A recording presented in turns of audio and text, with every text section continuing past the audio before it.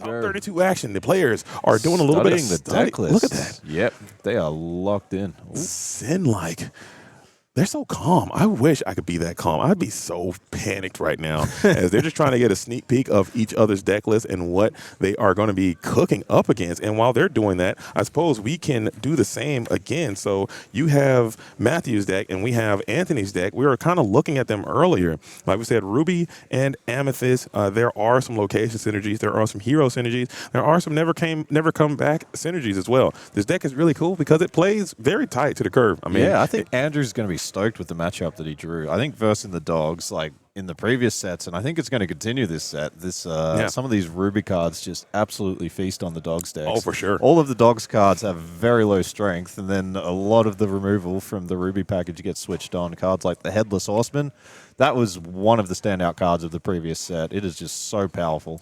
And I 100% agree with that sentiment. And if you're going to play the Ruby Amethyst strategy, this is why you do it because this is the matchup you're looking for. This is the one you want. So this is going to be an actual uphill battle for Matthew Crosby. But looking at that deck, is there anything that jumps off the page to you? I mean, we have oh, that's Daisy Duck. I thought it was the Donald Duck. No, is there anything that's a little different there? We got 3 Under the Seas. We got 2 Emerald Comicons. So that's often the first count that you look at. Those 2 kind of more expensive uninkable cards. Any standout cards here? We got the new Nani, which again we were talking about yesterday. That card is just a powerhouse. Yeah, a 3-cost card that also replaces itself and draws you. You get to look at 4 cards and sort of pick the one that's correct for the situation. So yeah, it can really get some work done. But I think this deck may struggle a little bit. We got 4 copies of the Della's Moon Lullaby, which is trying to shrink the strength of your opponent's cards to turn Under the Sea on. But so many of these Ruby characters just have such high strength that just doesn't always work out when you're in this matchup. So yeah, and if you are going to win, you're probably going to have to get one of those high rolly plays. You're going to need to find those tramps early. You're going to need to get one of those Della's Moon Lullaby Under the Sea combinations to kind of keep those characters off the board. Granted, Lumiere is going to make that incredibly difficult. But like you said, they just have so many ways to engage with their ready characters. And if you do exert, they can get a plus so freely and continue to accelerate. And also what they can do, notably, is that this deck can just out-quest. They can get aggressive. They have some 2-questers. You have that Sisu Emboldened Warrior. You can have that just start questing for 2. If you want to stay ready, well, guess what? I'll just exert and win the game before you start to, do your combination shenanigans on me. So it's going to be a tough uphill battle for Matthew, but he is in this position. I believe you are the higher seed, I want to say. So yes, that's you correct. will get a chance to go first. So I think what Matthew's going to want to do here is go wide, get a tramp out on turn 3 or 4, and then slam that Emerald Chromicon and start questing. That is one of the cards. And again, this red-purple strategy, they don't have access to item removals. So if you can get that Chromicon down every time that one of your characters gets challenged or some other removal effect off the board, then you can bounce one of your opponent's characters, and that slows them down significantly.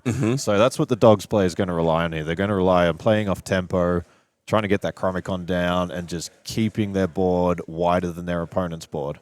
Yeah, and especially if you can get down multiple Chromicons, because a lot of times... let's not even talk about that. I think if you can find... I would almost try to lean on that game plan, because I think the Ruby Amethyst player, they might be able to finesse one Chromicon. They can get... Because you bounce a Horseman back to my hand, cool. I'm fine with that. You bounce Elsa back to my hand, I'm fine with that. You keep sending these cards that have these on-play impactful effects back to my hand with Chromicon, you're fine. And I think you're going to need multiple Chromicons to just put the slow on and allow you to draw some more cards. And it's going to be a fine dance. You're going to have to walk this tightrope if you are Matthew. But if I'm Anthony Dunn, like you said, I'm loving this matchup. I'm loving this opportunity that we have, and this could be pushing you into that top 16, getting that playmat, and really solidifying yourself as the lone Ruby Amethyst. The whole world is cheering for you. I can only imagine. Yeah, big time. And I think this is maybe Anthony made the call. There's going to be a lot of Dogs decks to try and feast on the Blurple decks.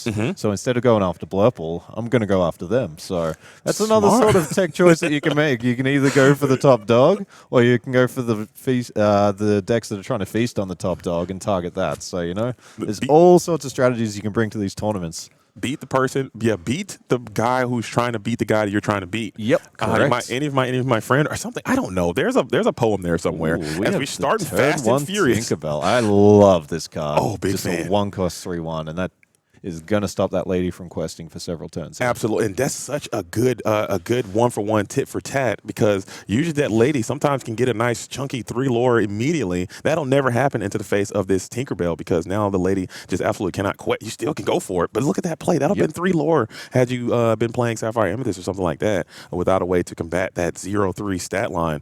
So still trying to get a wide board early is Matthew Crosby, where Anthony Dunn, 1 Tinkerbell, holds it down. Going into turn number 2, I think a Lumiere or a Diablo on 2 seems like a viable turn. Yeah, I think Lumiere here would be great. Just that card, just increasing the strength of your characters to switch that Under the Sea off.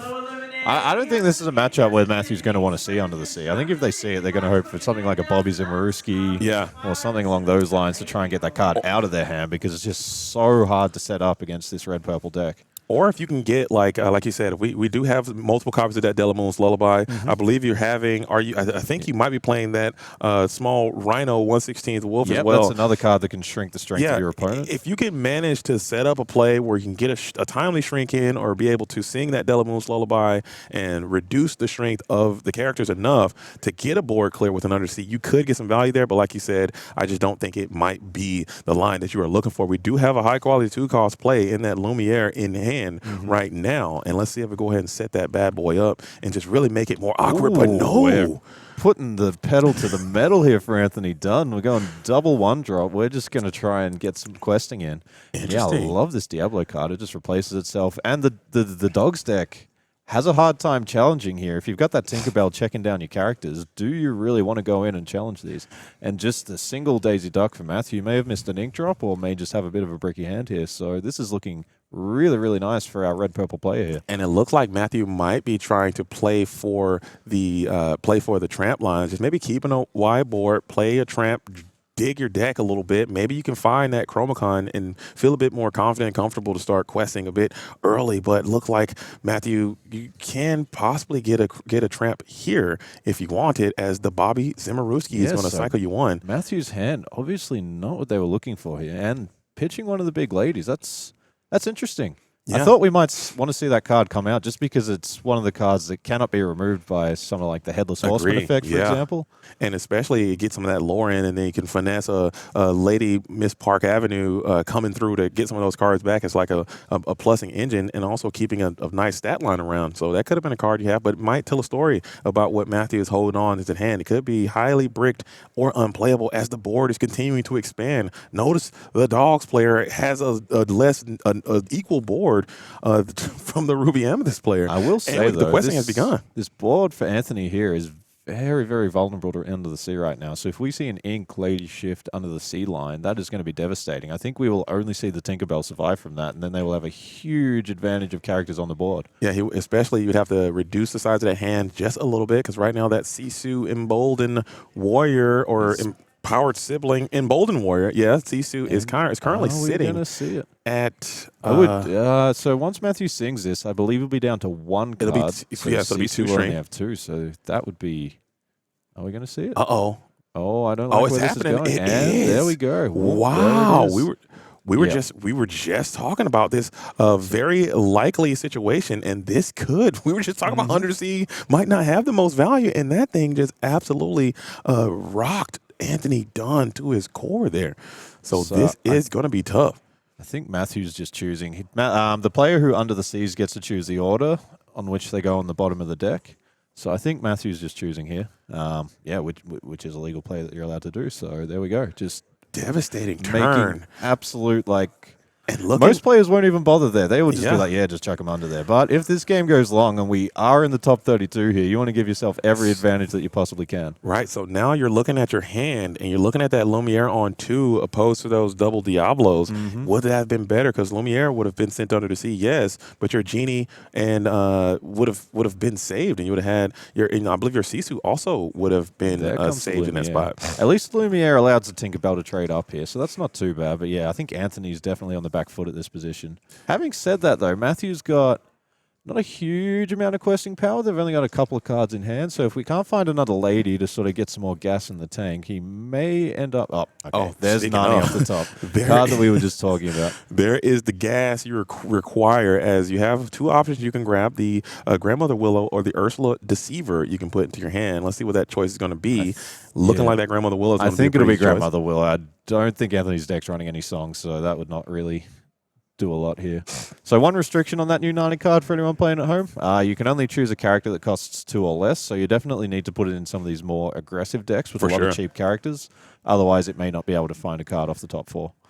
And now the questing has begun. Daisy Duck going for 2. Anthony doesn't play that many items or actions in the deck, so what is very that? comfortable. That's that beast. And Headless Horseman ripped off the top. Here we go. The comeback is on, ladies and gentlemen. You do have a pretty significant curve. You can clear a bit here if you want, because that beast can't rush in. However, they will go 1 for 1 because he's not at a location currently. But I'm just loving the back and forth here. Like, it is just, it really felt like Matthew was in the driver's seat. But yeah, this Daisy Duck double-edged sword, I think gassing up your opponent here might not be what you want to do. And I wouldn't be surprised if we see Anthony here deploy that horseman, but just say, yep, Daisy, just keep on questing. I'm happy with these cards in hand. Yeah, but I still think at this point it might be beneficial to start trying to at least get some board clearing done. Yeah, I think because so. The threat of a giant tramp here just feels a bit too much. As the Headless Horseman will strike and will take out that Ready Lady. Everyone's strength has been increased. Tinkerbell now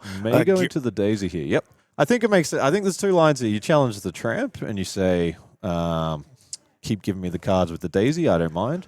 Or you say, just get that lore off the board. My card's going to perform better in the later game, and then making that decision. So I think, one thing that we also saw there was no quest on the lady the previous turn. So Anthony may have the read that Matthew's trying to shift in another one of those big ladies and get some card advantage going. But by challenging down with the horseman effect on the Ready Lady, that's shift line is now turned off because Matthew's stuck at 3 ink. Absolutely, just blows that line right up. And looking at Anthony's hand, he has a Elsa Fifth Spirit ready to charge in and take down another ready character. Nani here trying to leg it out in the face of this Headless Horseman. Seems like a pretty safe quest. You probably don't want to give up your Headless Horseman there, trading down, but there she is. Oh, this is looking hot and spicy here, but... and we're just questing with the horseman. I thought we might have seen the horseman challenge in there. Banish the opponent's character, You're feeling pump fine. the Elsa, and then the Elsa can challenge the Nani, and you've got 2 characters to 1 on board. But Anthony's made the call. We're going pedal to the metal here.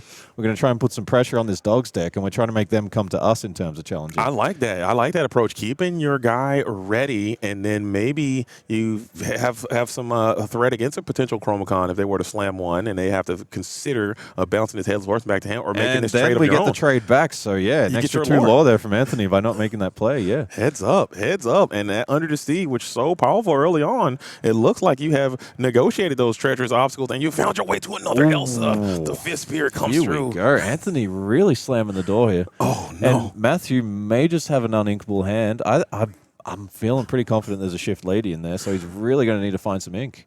You need ink off the top, and do you find if you can get a Shift Lady, maybe you can slow it's down just a little Under bit. the Sea. Like we talked about earlier, we did see 3 copies in the deck, and that card is just... We saw it brutally deployed earlier, and it got great value, but the second copy is often a lot worse than the Force, so... Yeah, this is looking like Anthony is trying to claw back into this thing in a great spot, and there she is. That's pretty good. That's pretty good. So solid read, having that lady Miss Park Avenue being deployed, getting 2 more cards, so that's 2 more threats. However, your lore is not at a super high. Yeah, you're 7 is not where you want to be on the 5 ink turn here. And this should be the 6 ink turn because they haven't been inking. You'd like to be at 14, 15, somewhere in there, and you can kind of play this drag it to the finish line game, which the Dogs have to do from time to time. Lean on go-go and those types of things. But being hard stuck at 7. And Genie, just refilling the tank here. This is exactly what Anthony wants to see, going on a quest. And Anthony's just doing a great job here. One thing I think people can do is sort of over-respect this deck and just say, I just need to challenge. Mm-hmm. But no, Anthony's just said, when I can get some questing in, I'm going to get some questing in. in making hay while the sun shines. So. And keep sending it. And having these evasive characters as well. Like this lady, she is a pretty formidable challenger with that 4/4 stat line, but not being able to engage with any of these evasive characters. Oh, by the way, if you slam another Lumiere, that Diablo now can trade effectively into the Lady Park Avenue, really tearing this board apart. I think Matthew needs that lady to do something cool. The top? No, it was a Diablo. Maybe there's another. If there's another under the sea, Lumiere, that turns off under the. Oh, that is huge draw off the top there by Anthony. That makes everything so much worse. Lumiere is so good, even though you can get rid of Lumiere and Diablo with your undersea. You can't even sing it. What am I talking about? That's only 7 singing power that you have available right now. So this is looking amazing for Anthony. In this position. After that devastating under the sea earlier, we just saw the power of that Headless Horseman card. It just completely flipped the game on its head. See what you did there. Flip the game on its Headless Horseman. Hey-o. TM. Dude, take it to the bank, dude. Patent pending. All right, game 2. Let's go RP, baby. Thank you for this love in the chat. Yeah. RP is back. It's this dogs matchup. It seems so free for the RP player. It really does. Yeah, this is just like dogs. What better start could the dogs player have had there? What could you want? Like, what more could you want? Maybe you got to get a tramp involved or something, but it seems like you did everything you could have possibly wanted to do. You shifted your lady in early. You sang Under the Sea. You got tremendous value from it, and then the board just completely fell apart on you. You were even on the play. I mean, you were on the dogs player went first. The dogs player had every advantage this game. They had a brilliant start. They got the Under the Sea off on 4 characters, and it's just like they've just been clawing their way back. And what I talked about earlier, this Daisy Duck is really a double-edged sword. When you're versing a deck that has a lot of characters that have some sort of removal effect, like the Elsa, like the Headless Horseman, if you were just giving them characters into their hand, you can really be punished hard for it. So, and I think we just saw Matthew earlier. He was looking through his discard with the second lady. He thought about taking another Daisy Duck and then thought better of it and took a lady instead. So. I agree. I mean, and maybe you can potentially get that 3 lore or just put another card into your Inkwell, I think is another thing that you can do that you can't do with Daisy Duck. But getting a quest in with this Bobby Zimmerowski, we have another evasive Genie quest for 2 coming on in. And maybe you can plus on this Bobby Zimmerowski. I think we'll see the Diablo challenge in here. So I think, Anthony decides this Diablo can quest for 1, but it is in Under the Sea range, so just get an extra card instead is more important. And just start the race. So interesting putting 1 damage on that Bobby Zimmerowski just to kind of, I guess you just wanted to cycle a card, like you said. I think so. I think he decided the card in his hand was more valuable than the Bobby, and I think he's trying to put his board in a position where it's not vulnerable to Under the Sea, so trading in that Diablo, which only have 1 attack with the Lumiere, for the Vanellope here, which has 3, plus the 1 strength from the Lumiere up to 4, so that's a lot less vulnerable. Did he add his lore to the graphics? I don't know if he had it updated or not, but I think he might be higher than 10 after that last quest. I could be incorrect, but I'm just going to trust the process. At least I know they're keeping their own lore on their own papers, but just seeing it transfers over as we do finally get that big tramp off, just sending all those cards to the discard pile, maybe trying to set up for maybe, what is that, Emerald Chromacon for a quest? Yeah, I think I saw a Chromacon there, but I think it might be a bit too late for that.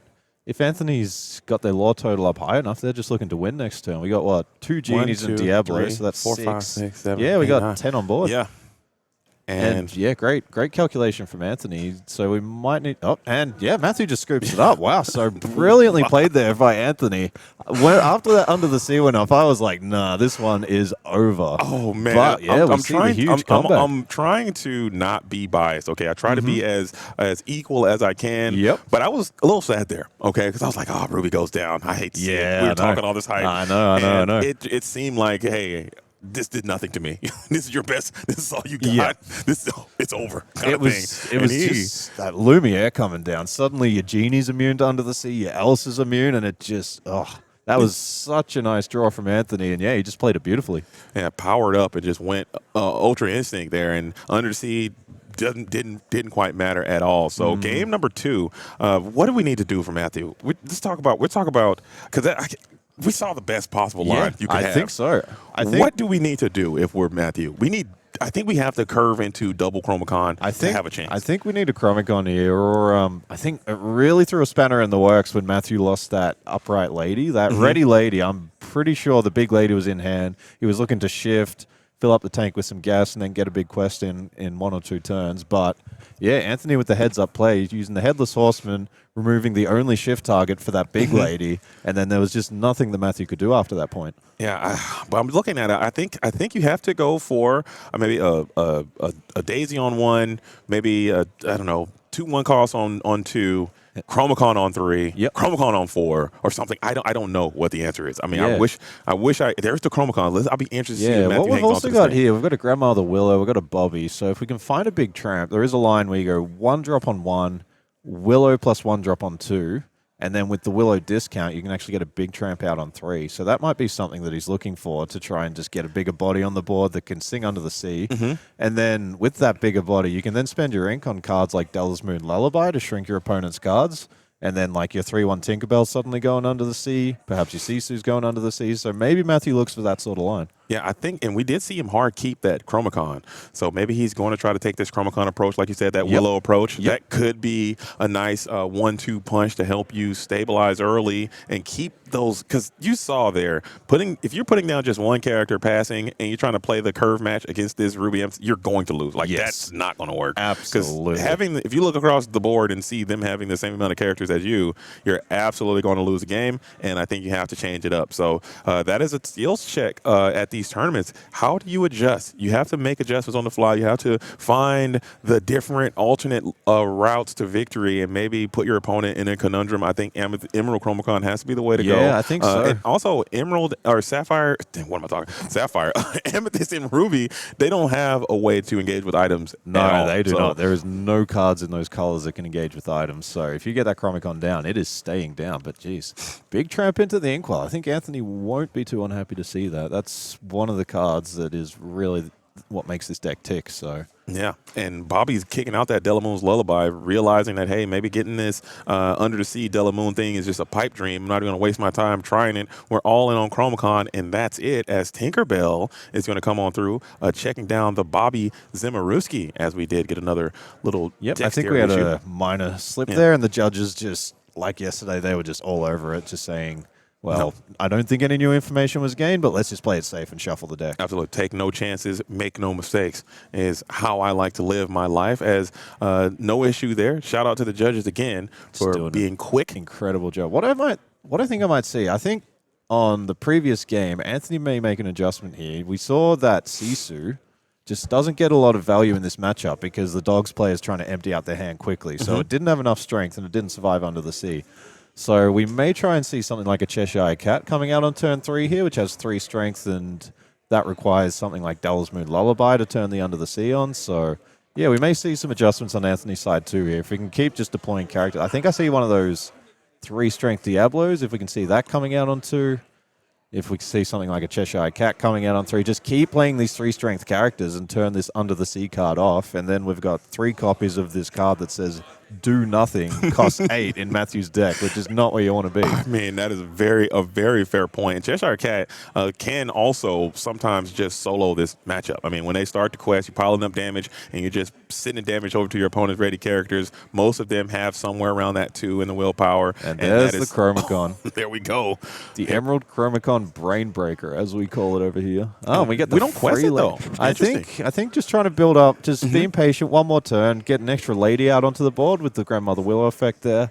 And then once you've got, say, these 4 characters, I think we're going to see some questing coming in next turn. Or we did see that tramp go down to the Inkwell. Usually you're inking 1 because you got another one. So I would be shocked and surprised to not see a tramp off next turn. And then we might get to quest. And as Diablo is going to start the quest train, getting up to 2 now, is Anthony putting the pressure on. Again, another strength of this Ruby Amethyst deck. Yeah, it's got some heavy questers in the early game. This 2-cost Diablo, it was actually one of the best additions to the deck last set. It's just a 2-cost, 3/3, 2 lore, uninkable card with no text on it, and somehow it's made its way into this deck. And I thought when this Diablo card got printed, I was a believer. I was like, Ruby is so back. This is a card that they have been missing for so long. Something to do on turn number 2 that's not, play a 1-cost character or a 2 1-cost characters, something like that, of high questing that can challenge the board and can do a lot of cool things. And I was like, Ruby Amethyst is going to be back. And man, I was wrong, because it's back.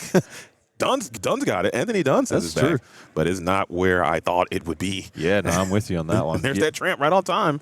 Still no question. Still no question. Yeah, very patient here from Matthew.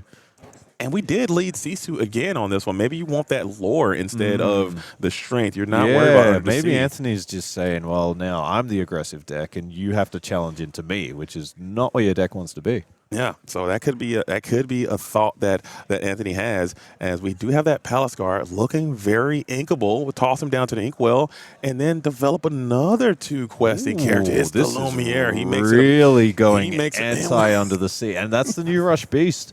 So I think if Matthew keeps waiting, Anthony's just going to win the race here. You have to do something. You have to approach me. You got to make it happen. Yeah. Why are you not approaching me? Says Anthony Dunn, as he double crosses arms on table. Approach me if you dare. You got the Chromacon out. That's the big lady. So this is just one of this thing this deck loves doing. You discard a bunch of valuable 1-cost characters with the tramp, and then you fetch them back with the lady. It's just amazing value generation. Honestly, I think it's time to exert, man. I think so. I think Matthew's we gotta leg it out here. You're put the foot down here. I don't know if that's right or not, but you got the Chromacon down. Maybe you're looking for a second Chromacon. That would be really powerful if you can find a second Chromacon here for Matthew Crosby. But it's time to exert. Let's get to questing. Yeah, so what do we got? We got 1, 2, 3, 4, 5, 6, 7, 8 on Matthew's side, and on Anthony's side, we got 2, 4, 5, 6, 7 lore. So Anthony's actually on a 2-turn clock here. If he can quest to 13 and then quest to 20 the following turn, then Matthew's going to have to do some challenging. So, yeah, not the easiest position to be in here for Matthew. You really don't want to be behind in the foot race when you play in the aggressive deck. And that is a fact because notably all of your characters are puny. You know, they all got one strength. Apart from this lady that just got shifted in, everything's challenging for 1 or 2 here. I still think, I don't know if it's time. Maybe you can't leg it out. Maybe I was incorrect as the Daisy Duck, Donald Duck's date was going to come on through. Challenging happens, taking only 2 damage because you have no cards in hand.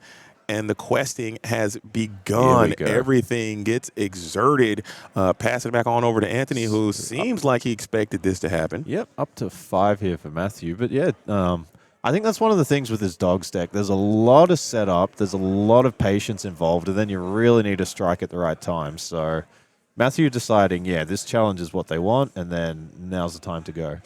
Absolutely, man. So the stare down commences. Now you have kind of lost your lore initiative. Is Anthony looks a bit more concerned now, while Matthew has the arms across the table. You approach me, good sir. I'm in the questing position. I am the one who knocks. And Anthony looks a bit perplexed as you stare down. You are going into those Elsa turns. You are going into those Headless Horseman turns. I can't quite tell what the hand size is, but that Chromacon complicates everything. Yeah, absolutely. I think if there was no Chromacon in the field right now, this one is just over because some of the trades that Anthony can get back here, challenging the Tinkerbell into the Lady, with all the pump effects, it's not too hard to deal 6 to that tramp. But here comes the cheeky Cheshire Cat here. So we got the boosties happening, and we're moving the damage from the Lady, or we're just not moving the damage from the Lady, and we're just going to go on a big quest here. Yeah, Anthony might just be on full foot race mode engaged here. Full foot race? I think that I don't know, man. Tough. It's really tough. But I mean, Anthony's been piloting this deck very well all week to make the top 32 here. So obviously they're going to have some idea of what they're doing. All right, so the boosties remove the tree, and Matthew bouncing that 2-cost card with the Diablo there. And there is the Beast trading with the Lady. Yep. So that Beast, I don't know if anyone's seen that card, but yeah, we also have the Beast Castle in this deck, so some really cool synergy there. If we had the castle out, the Beast would take no damage from challenges and would also gain 1 lore on the challenge. So I think that's some really creative deck building from Anthony. And we'll just pass there. So that was probably the best case scenario for Matthew Crosby, really getting some value out of that Emerald Chromacon, saving yourself a ton of tempo and keeping a serious advantage. You have no cards in hand, but the questing is underway now. Yep, so we got 2, 4, 5, 6, 7. And yeah, this Chromacon, once you've got more characters on the board than your opponent, it really just grinds them to a halt because it just slows the tempo down so much. And yeah, Anthony's he went from 5 or 6 characters on the board to 2 characters, and I think he only removed 2 characters on the opposing side. So yeah, it really just slows you down. And your hand is quite full, but that Chromicon again makes everything super complex. Maybe you can go with the Lumiere now, get the Cheshire Cat up to 4, challenge into the Tramp, and then send some Tinkerbell in or something like that. Send some damage in, and maybe get the Cheshire Cat bounced, and maybe redeploy something. It just makes the game very, very complex with the Emerald Chromicon. So I think this one actually might be going Matthew Crosby's way here. I would definitely take Matthew's position here. So we see the Tinkerbell challenge the Daisy Duck. And then we got the Chromicon bounce on the cat. That makes sense. The cat, the only character that can challenge there. So, yeah, the card that Matthew really needs here is more of these sort of rush beasts. Or, some Headless Horseman type effects. Yeah, that would also be great here. That guy. Yep. But looking at the lore now, we have 1, 2, 3, 4, 5, 6 coming back. Yeah, we're starting to approach the danger zone here. We're going to have to put out at least a couple more threats. Inking the Vanilla P and maybe redeploying something that can challenge and take something down. Was that Lumiere played this turn, or did that? I think that Lumiere might have just came down. Let's hold here. Wait a minute. Let's hold that if we can. I think, let's hold. I believe it was. Yeah, I think it was because there was 2 ink tapped. So yeah. Yes. Let's hold for a second. Let's hold. Yeah, hold if we can. I believe just making sure that there's that everything is correct. I think that's all right. We'll see what happens here. I don't think they should be able to rewind it. They're playing pretty quick. Yeah, they are. They're really getting down to business, these 2 players. All right. So if we can, if we can, I don't want to making sure we are correct. But I believe that Lumiere was just played that turn. If we can, so we'll kick it back to us here in just a moment. No, I think we'll kick it to the players a little bit. Look at the handsome mugs while they're doing their thing. But yeah, how good is it to see some red purple on stream today? It's just been such a breath of fresh air. There was just so much of the purple strategy yesterday, so it's nice to see people doing something different. And yeah, thanks for all the love in the chat here. Lumiere can't chill. And yeah, a lot of people are actually off this Wasabi this set. I know I'm seeing some people in the chat talking about some of the other decks and how they deal with this Emerald Chromicon. Cards like Wasabi have made their way in, etc. But again, this red-purple strategy just has no access to item removal. So once you get that Chromicon down, it is very problematic it's for you. It's super annoying. Like you said, it's one of those cards. It's one of those brain breakers, the brain buster, okay? It's a card that will just destroy your mind when you are sitting here thinking about it. You're like, okay, what am I going to do? Like, okay, here we got this thing. Got to bounce this back to my hand. Am I going to quest here? I'm going to hit that with that and do that. It's just a mess, okay? So it's one of those tough things, and we're going to get that thing resolved. I believe it shouldn't really affect anything. No, the judges will figure it out. Yeah, we'll put it back on the board and everything should be good to go. But that's why we're all in this together. And we just make sure everything is clean while we can. And again, the judges can only do so much. It's going to be on the players as well to be like, okay, this is my card. I got to just play it right and you hope for the best. But it seems as if everything should be good to go. So thank you guys all for being here. If you just tuned in, so they're just kind of rewinding everything. JDZ. That's me. That is you. That is your name down under. We're not even kidding. Like, it's actually official. I cannot be JDZ. There is no Z. Who is JDZ? I have never heard of this man. I don't know what a Z is. That doesn't exist. Okay. He tried to fly in. He got to the airport. They're like, JDZ. Nah, it's not a real letter. You got to go back. I don't even know what a Z is. It's Z. Okay, that is what it is. So JDZ, we are out here getting active. This is top 32. We are in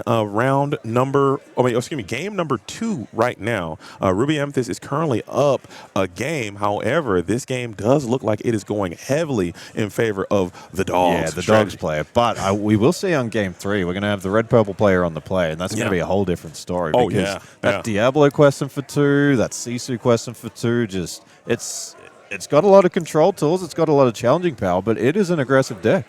It has a lot of questing power. All right, so we did. Shout out to the judges. So we got that fixed, and we got everything rewound back to its natural. We got the Bobby coming down. its natural spot, and we're just kind of putting everything back to how it was from the before time. So everything seems to be on the up and up. We're just putting the game state back how it needs to be, and boom, everything is everything, and all is right in the world. I see you, Wochuck. Knock it off, okay? I can see. Wow. This is not like a normal DLC where I can see the. Woodchuck getting a bit loose in the chat here. I love Wochuck though. Shout out to Wochuck. That is very funny. A big fan. Okay, I did have a question earlier. We had JDZ. Where'd you get the jacket? Don't gatekeep the drip. Oh no, this jacket. This whole thing. I'm sorry. You'll love to see this it. whole thing. Oh, I can't tell you. But all right, man. We got to get back locked in. Okay, here we go. Okay. So, we're getting so we got the epic webby. Yep, and yep. Everything looks as it should be. We got the Lumiere down. We have the bounce trigger, and I think Anthony's just going to get to resolve the rest of their turn. We're probably still going to see these two Diablos come into play, I think. Yeah, I would say so, just to kind of put something back into the field of play, just to be able to begin to challenge something. So it looks like we had a challenge on the Lumiere, who was still drying at that time, and then the Chromacon just messes literally everything up. People's brains. Yeah, everybody's brains are broken right now. Head exploded. And could you imagine if we then saw a snow fort coming down? Oh, come on, man. I'd just lose my mind. I'll tell you right now, if you're my opponent and you're playing Emerald to anything, and you play Snow Fort into Chromacon, I will concede. 4 copies of Chromacon, 4 copies of Snow Fort. We're playing Emerald items. Call this deck JDZ Quit deck, okay? Because if you're gonna play me, and like, all right, I'll go Exert 3 Ink. I play Snow Fort. Okay, cool, pass. Exert 3 Ink, play Chromacon, 1 cost. Okay, I concede. GG's, man. We'll play it. I'm out of there. I'm not dealing with that. Done. What are you talking about this? Yep, I resign. I'm not dealing with that. I quit. I will quit. I will walk away. I don't need this, man. I want to have fun. I don't want to do math. Get out of here, man. I am hoping. We did see a green-purple deck with the Amethyst Emerald on the other side of the bracket here, so maybe we'll be able to get that later. I hope that does well and we get to see some more Snow Fort action coming down. I would absolutely love to see it, as we are getting a little bit of a little cut going through, making sure everything is on the up and up, and it seems like we are back and ready to go. So we do play both of those Diablos, and everything is everything right in the world as it should be. And again, huge shout outs to the judges here. Just, keeping everything in line. And, what do we have here from Matthew? I think this is looking great for Matthew. What are we questing up to turn, JDZ? We got 1, 2, 3, 4, 5, 6, up to 18. We got the Della's Moon Lullaby. I think this is just 1, draw a card, and 2, just make it more difficult to challenge. Yeah, get a quick little cycle in. No big deal, as just drawing a card I think is critically important. We still have a pretty nice board here. Yeah. Questing with the Chromacon support seems like a vibe. Maybe you can slam another Chromacon here and really put the pressure onto your opposition. Getting how much lower is that? Getting all the way up to 17 now. So game imminent. You got to make something happen here for Anthony. Not questing the Willow there. I think my read would be there might be a big lady in hand, and if we draw an uninkable, we want to be able to play that next turn.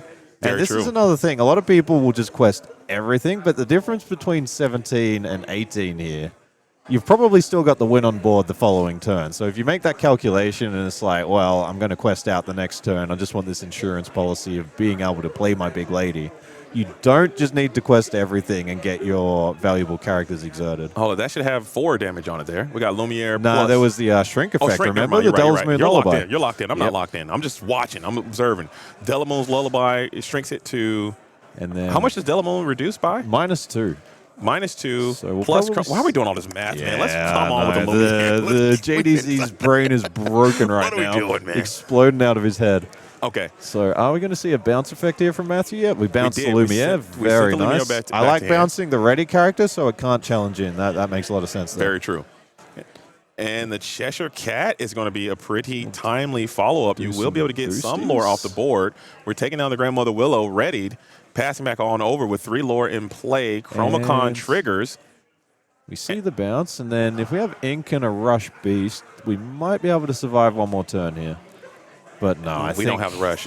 17. So again, there, Matthew making the calculation and just getting to exactly 20. He knew no matter what, it's going to need some interaction, and there wasn't any in the opponent's hands. So, yeah, good read there from Matthew. That was a very, very tight, well-played game from the Amber and Emerald Dogs player. We were talking about that after that game number 1. What lines do you need? And we both mentioned Emerald Chromicon. I think we saw he had that in the opening hand, kept it in the altar, and really leaned on that line. So making the necessary adjustments to put themselves in a critical position to win and having it pay off, I think there's something to be noted there, man. So great adjustment coming in from the Emerald Dog player, Matthew Crosby. Checking in from the chat, we have the Lorcana Villain is in the building. Shout out to Lorcana Villain out there, and shout out to CCQ in Leicester. They're doing very well. I was up this morning when I couldn't sleep thinking about Amber or Amethyst and Steel location deck. Oh, it was just keeping you up all night. I had to tune in. I tuned into the stream, and they were absolutely rocking and rolling. Shout out to Jen. Shout out to LD, and of course, incredible Lorcana Villain out there bringing that thing to life. He is absolutely my favorite. So seeing what he's got going on, I always try to tune in and support when I can. Yeah, absolutely. Yeah. Absolute gold. And here we got Anthony, like people saying in the chat, we get to see it on the play now. And yeah, this deck, make no mistake, it can play quick. It has a lot of 2-questers on turn 2, 3, 4, 5. If you get something like Diablo, into Sisu, into Genie, into Headless Horseman, that is 8 questing power with those 4 characters. And that's really what this deck wants to do, because it plays big bodies with high stats that also quest for 2, and it puts a lot of pressure on. So going first here, and the card that Matthew probably doesn't want on the play is the Chromicon. It's just too slow. If your opponent's just racing ahead of you, you need things like your 2-cost tramps to get some value challenges in.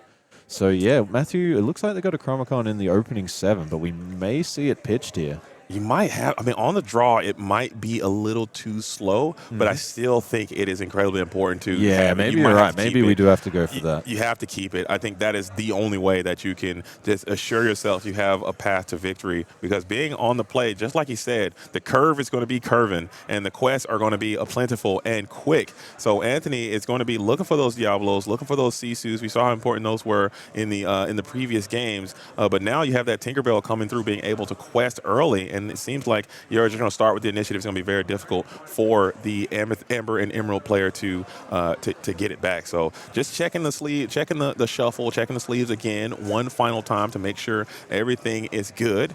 And wow. I am getting roasted in the chat here.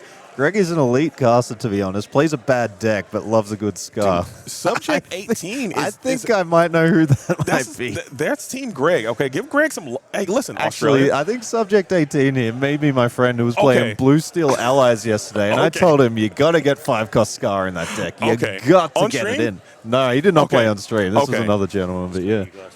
Okay, so we're going to kick it back to the booth here for just a moment, as we're just getting another little reshuffle there. All right, what are your guys' favorite card art? From this set? From this set, or just in general? From this set, we talked about that earlier. I have it right here. We pulled one earlier. This is my favorite card art from this set. 100%. It's not even close. Okay, I'm talking complete landslide victory. This Nani No Worries card, I think, is just so, it just speaks right to my soul. Okay, when I see it, I just feel so happy, and it feels so relaxed. And just the whole thing is just an absolute vibe of card. And for me, close second would probably be Stitch High Badness level, but I actually got a signed copy here. We got the Donald Duck along for the ride, signed by the artist Matthew Chapman, who, again, we talked about this yesterday. He's here signing cards for free if you've got an entrant pass, so you can just go up to him. I think I had one of those. Is that mine or just yours? That might be yours, yeah. I think that one's yours. This is it's still Greg. No, this is for you. This is for you. Oh, that's for you. I'm sure we can get you a copy for you. I have one too over there, because I was going to hook up my good friend Garrick one of those. That's his favorite character, and having the artist here, taking that to a good friend of mine, I think is something I wanted to do. So we're going to make that happen.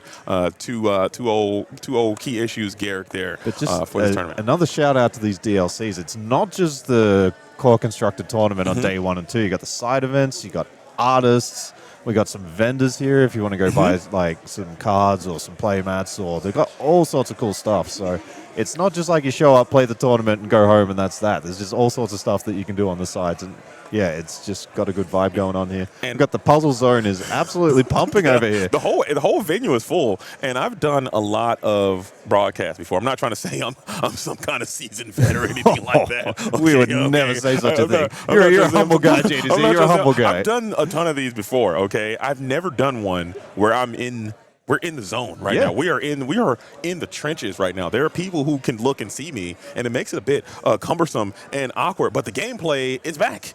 As no more delays, it is time to get active as the players are kind of entering into a little stare down. There will be a time extension for all these delays, so please understand that the players are not going to be a disadvantage. We will have time throughout, I believe, 70-minute rounds throughout, all the way up until, I believe, the top 4, or maybe even the finals is when the timer will turn off. So we have seen these players playing at a really good clip here. You can see we've still got 28 minutes on the timer for Game 3. So, yeah, both of them clearly know what the decks want to do. They know exactly the lines that they want to play. So, yeah, they are not dilly-dallying. They're really getting down to it.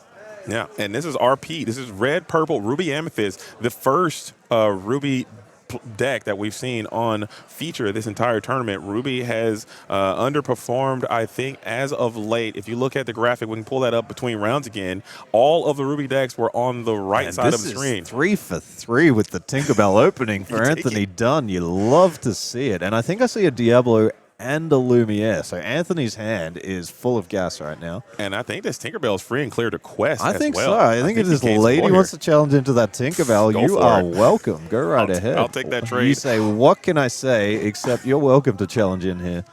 And I see what you did there as Lumiere goes down into the inkwell. This is just the dream start for Anthony here. This is looking very powerful for this red-purple strategy.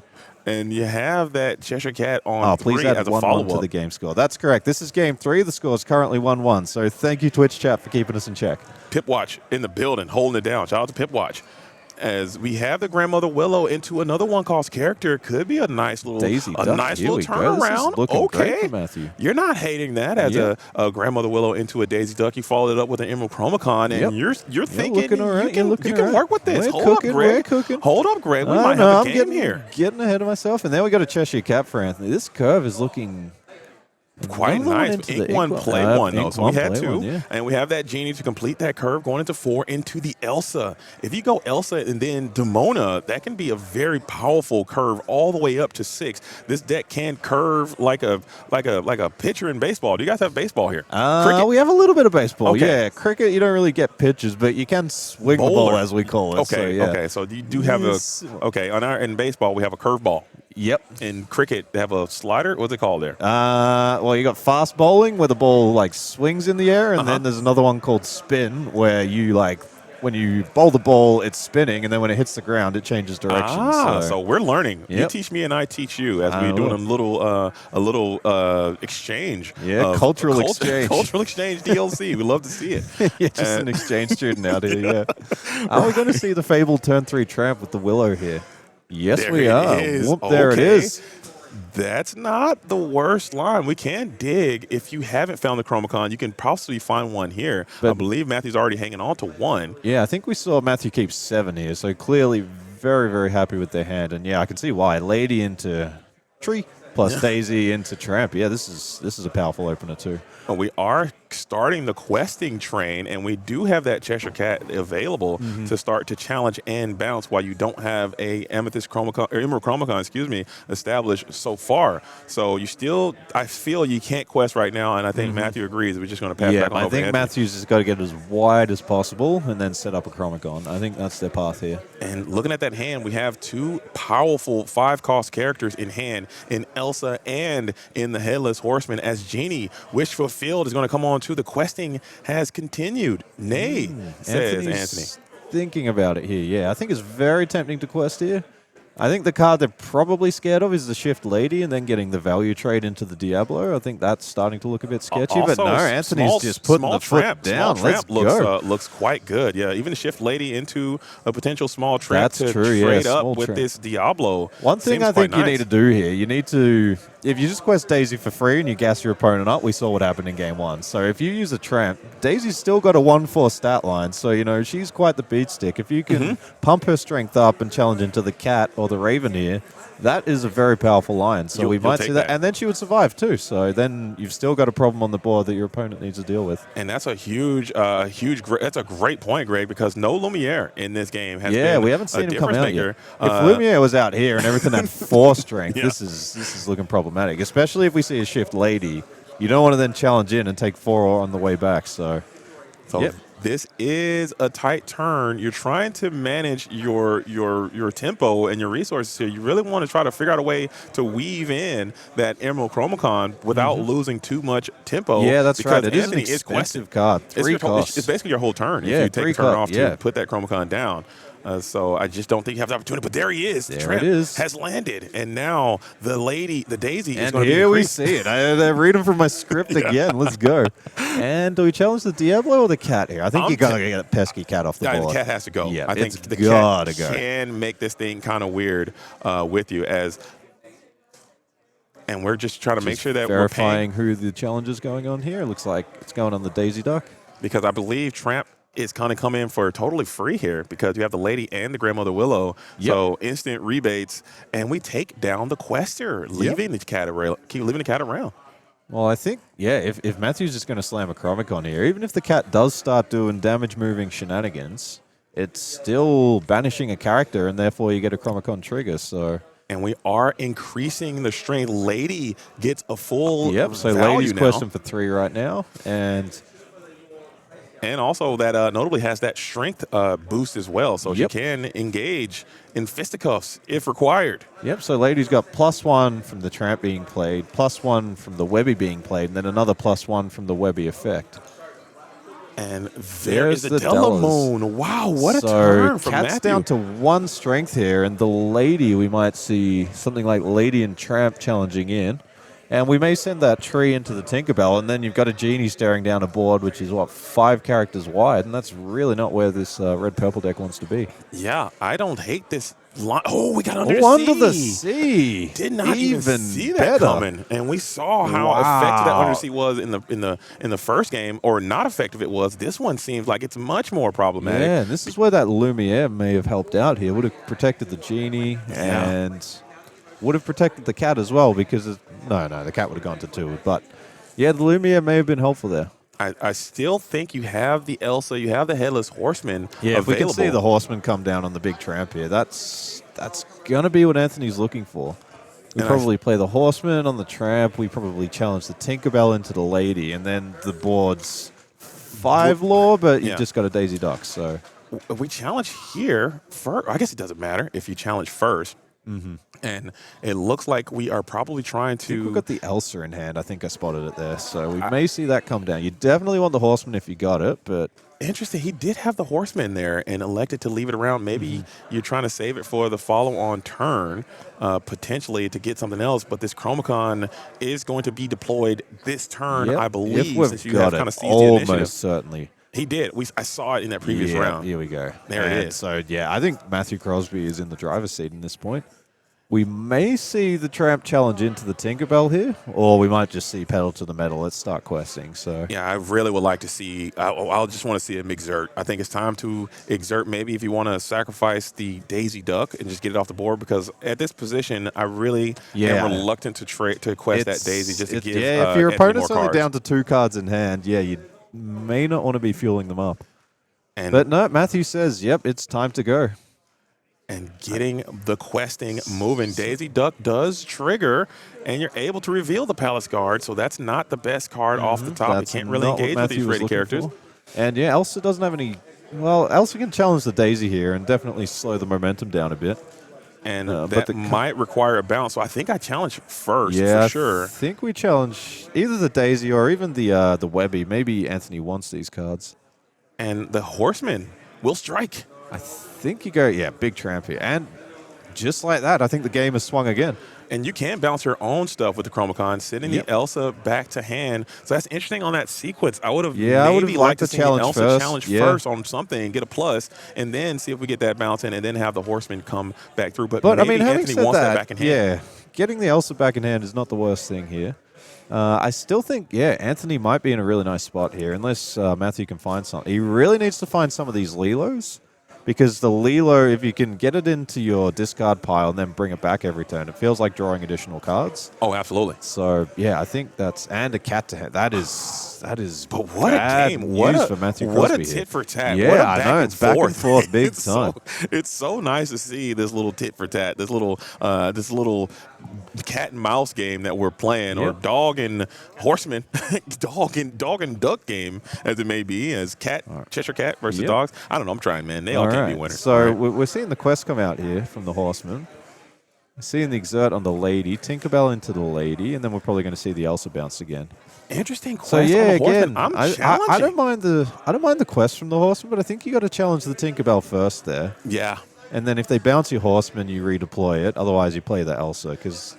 Yeah, I just don't think you're getting enough. You got to start clearing this board and getting the characters off there. 100%. Yeah, this Chromacon is causing some strife. The brain buster strikes again.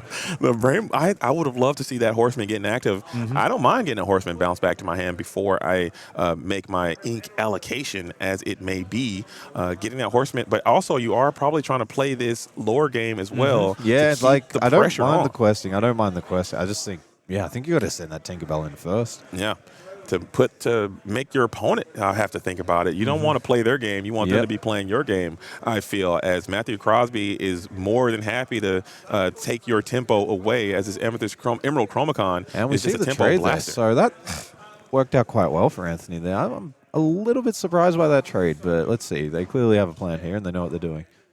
I would agree. As now, I would be interested to see if this Headless Horseman is not going to challenge here, because I believe Matthew might not be willing to send that thing back to the hand.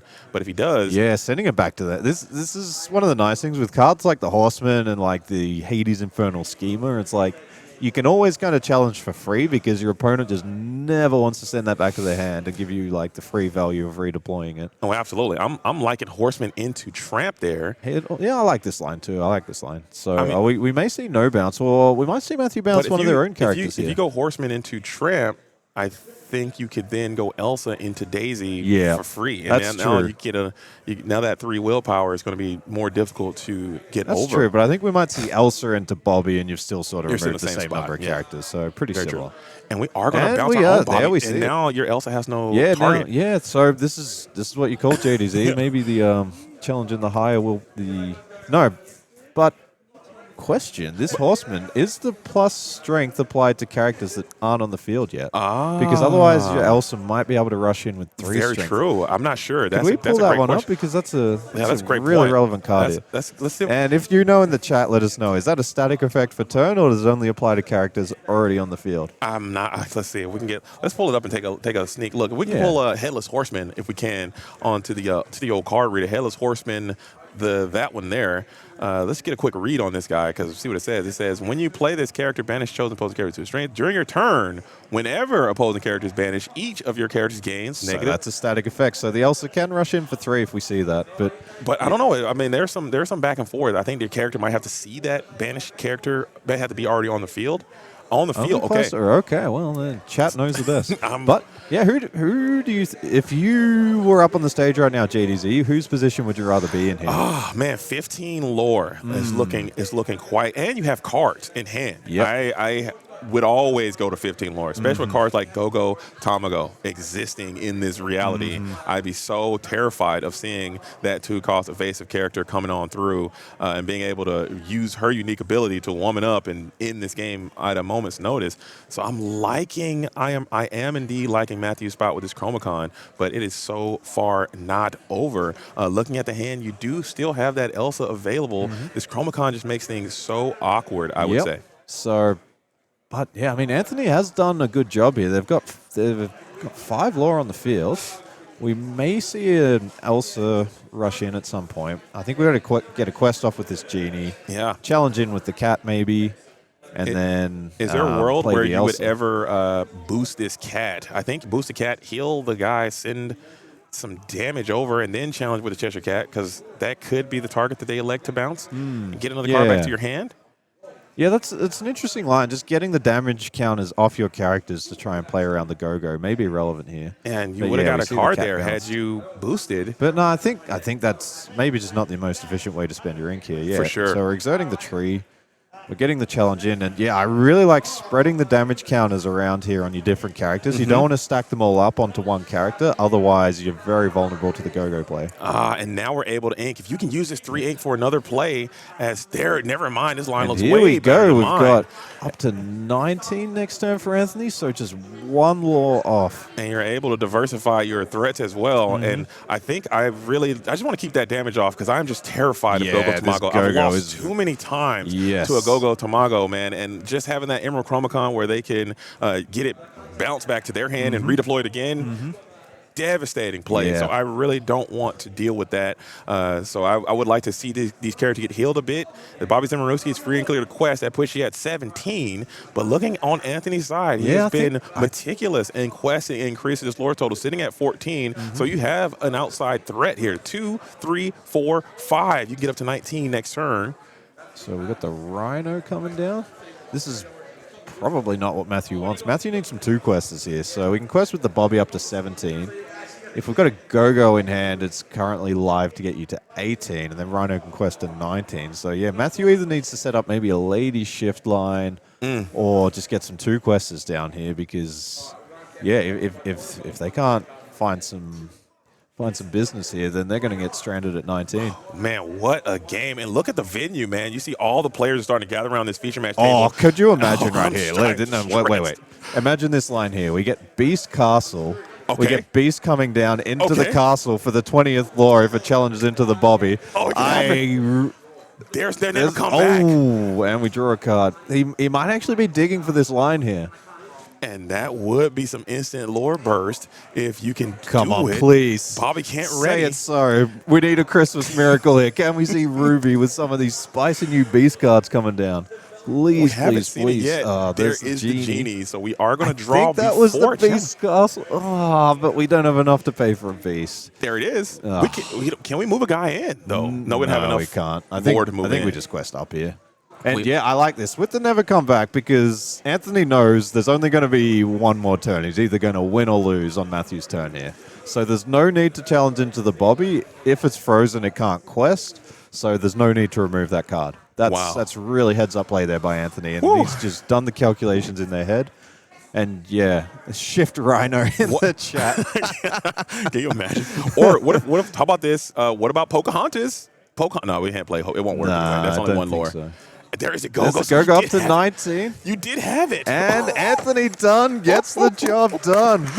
Wow, what a game. I am stressed. And like I said, just painting a picture for you guys that you can't, for those that can't see, maybe I can take a picture and put it on Instagram or something so you guys can see what this venue looks like.